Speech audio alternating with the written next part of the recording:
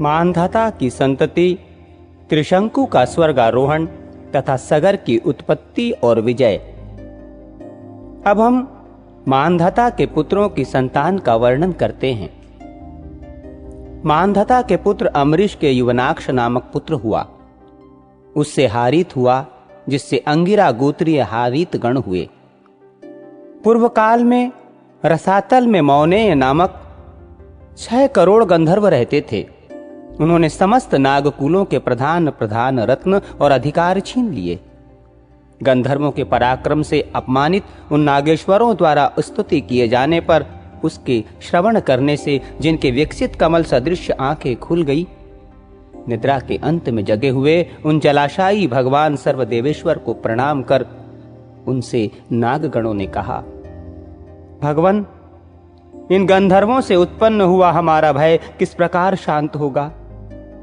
तब आदि अंत रहित भगवान पुरुषोत्तम ने कहा, युवनाक्ष के पुत्र मांधाता का जो ये पुरुकुत्स नामक पुत्र है, उसमें प्रविष्ट होकर मैं उन संपूर्ण दुष्ट गंधर्वों का नाश कर दूंगा। ये सुनकर भगवान जलाशायी को प्रणाम कर समस्त नागाधिपतिगण नागलोक में लौट आए और पुरुकुत्स को लाने के लिए अपनी बहन एवं पुरुकुत्स की भार्या नर्मदा को प्रेरित किया। तदनंतर नर्मदा पुरुकुत्स को रसातल में ले आई। रसातल में पहुंचने पर पुरुकुत्स ने भगवान के तेज से अपने शरीर का बल बढ़ जाने से संपूर्ण गंधर्वों को मार डाला और फिर अपने नगर में लौट आया। उस समय समस्त नागराजों ने नर्मदा को यह वर दिया कि जो कोई तेरा स्मरण करते हुए तेरा नाम लेगा, उसको सर्प विष से कोई भय न होगा। इस विषय में यह श्लोक भी है, नर्मदा को प्रातः काल नमस्कार है और रात्रि काल में भी नर्मदा को नमस्कार है। हे नर्मदे, तुमको बारंबार नमस्कार है, तुम मेरी विष और सर्प से रक्षा करो। इसका उच्चारण करते हुए दिन अथवा रात्रि में किसी समय भी अंधकार में जाने से सर्प नहीं काटता तथा इसका स्मरण करके भोजन करने वाले का खाया हुआ विष भी घातक नहीं होता।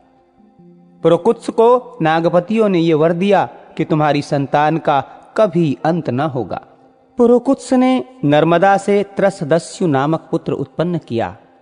त्रसदस्यु से अनरण्य हुआ, जिसे दिग्विजय के समय रावण ने मारा था। अनरण्य के पुष्पद्रक्ष्व, पुष्पद्रक्ष्व के हर्यश्व, हर्यश्व के हस्त, हस्त के सुमना, सुमना के त्रिधनवा, त्रिधनवा के त्रयारुणी और त्रयारुणी के सत्यव्रत नामक पुत्र हुआ, जो पीछे त्रिशंकु कहलाया। वो त्रिशंकु चांडाल हो गया था। एक बार 12 वर्ष तक अनावृष्टि रही। उस समय विश्वामित्र मुनि के स्त्री और बाल बच्चों के पोषणार्थ तथा अपनी चांडालता को छुड़ाने के लिए वो गंगा जी के तट पर एक वट के वृक्ष पर प्रतिदिन मृग का मांस बांध आता था। इससे प्रसन्न होकर विश्वामित्र जी ने उसे सदेह स्वर्ग भेज दिया। त्रिशंकु से हरिश्चंद्र, हरिश्चंद्र से रोहिताक्ष, रोहिताक्ष से हरित, हरित से चंक्षु, चंक्षु से विजय और वसुदेव, विजय से रुरुक और रुरुक से वृक का जन्म हुआ। वृक के बाहु नामक पुत्र हुआ, जो है और तालजंग आदि क्षत्रियों से पराजित होकर अपनी गर्भवती पटरानी सहित वन में चला गया था। पटरानी की सौत ने उसका गर्भ रोकने की इच्छा से उसे विष खिला दिया। उसके प्रभाव से उसका गर्भ 7 वर्ष तक गर्भाशय में ही रहा। अंत में बाहु वृद्धावस्था के कारण और वो मुनि के आश्रम के समीप मर गया। तब उसकी पटरानी ने चिता बनाकर उस पर पति का शव स्थापित कर उसके साथ सती होने का निश्चय किया।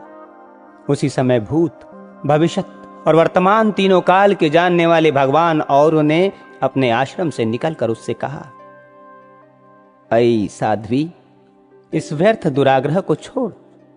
तेरे उदर में संपूर्ण भूमंडल का स्वामी, अत्यंत बल पराक्रमशील, अनेक यज्ञों का अनुष्ठान करने वाला और शत्रुओं का नाश करने वाला चक्रवर्ती राजा है। तू ऐसे दुस्साहस का उद्योग ना कर। ऐसा कहे जाने पर वो अनुमरण सती होने के आग्रह से विरत हो गई और भगवान और वो उसे अपने आश्रम पर ले आए।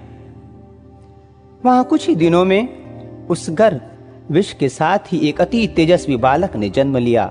भगवान और ने उसके जात कर्म आदि संस्कार कर उसका नाम सगर रखा तथा उसका उपनयन संस्कार होने पर और ने ही उसे वेद, शास्त्र एवं भार्गव नामक आग्नेय शस्त्रों की शिक्षा दी।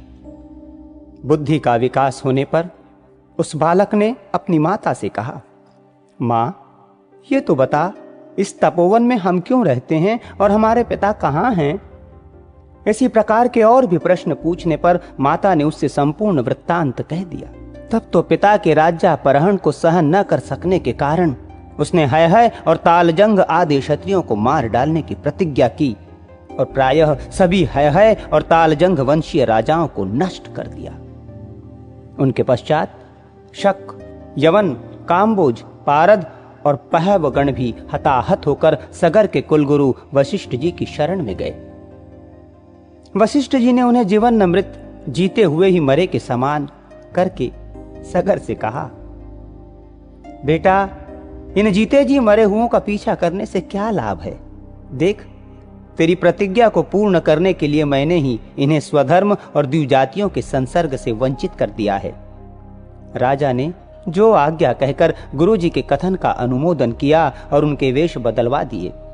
उसने यवनों के सिर मुड़वा दिए, शकों को अर्धमुंडित कर दिया, पारदों के लंबे लंबे केश रखवा दिए, पहवों के मूछधाड़ी रखवा दी तथा इनको और इनके समान अनन्यान्य क्षत्रियों को भी स्वाध्याय और षट्सकार आदि से बहिष्कृत कर दिया। अपने धर्म को छोड़ देने के कारण ब्राह्मणों ने भी इनका परित्याग कर दिया, अतः ये मलेच्छ हो गए।